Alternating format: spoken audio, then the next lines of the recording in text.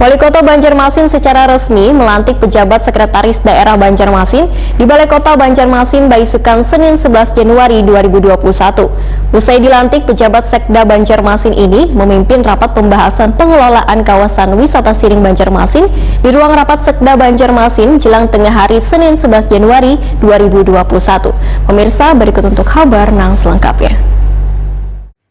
Wali Kota Banjarmasin Ibnu Sina secara resmi melantik Dr. Andes Muhyar MAP menjadi penjabat Sekretaris Daerah Banjarmasin di Balai Kota Banjarmasin Baisukan Senin 11 Januari 2021. Usai dilantik, pejabat Sekda Banjarmasin ini dampingi asisten 3 bidang administrasi Sekda Banjarmasin Ahmad Nurjaya memimpin rapat pembahasan pengelolaan kawasan wisata Siring Banjarmasin di ruang rapat Sekda Banjarmasin jelang tengah hari Senin 11 Januari 2021. Rapat tersebut membahas tentang teknis secara rinci pengelolaan kawasan wisata di Banjarmasin, termasuk kawasan wisata Siring yang berada di Jalan Peretendian dan Jalan Jenderal Sudirman, Banjarmasin Tengah. Dalam rapat tersebut terkuak keinginan mewacanakan perubahan UPT kawasan wisata Siring menjadi UPT pariwisata agar sistem pengelolaan di bidang pariwisata semakin jelas dan terinci. Wacana tersebut nantinya akan dibuatkan SK oleh Wali Kota Banjarmasin tentang kawasan wisata. PJ Sekda Banjarmasin Muhyar pun berharap Siring di Banjarmasin ini menjadi tanggung jawab UPT pariwisata melalui SK Wali Kota yang menunjukkan bahwa lokasi tersebut adalah lokasi wisata. Dengan berpatokan pada SK tersebut, maka akan memudahkan dalam sistem pengelolaan pariwisata di Banjarmasin.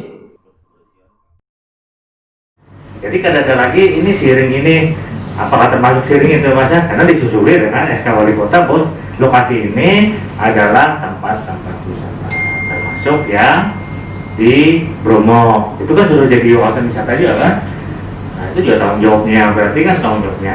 Nah untuk pembiayaan, pemeliharaan, apakah itu karena asetnya diserahkan ke pariwisata? Kalau diserahkan ke pariwisata berarti pembiayaannya dianggarkan oleh pariwisata, UPT wisata ya.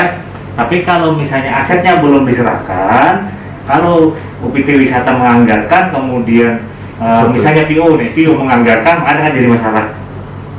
Nah coba karena ditindaklanjuti oleh bagian aset lah, bagian aset harus lah, harus pamil sudah. Apakah itu kena diserahkan atau kada? Kemudian juga perlu kena ditamunakan di Bakuda untuk pembiayaannya, misalnya ini fisik, apakah boleh dibaiki oleh UPT Siringnya atau tetap di sana.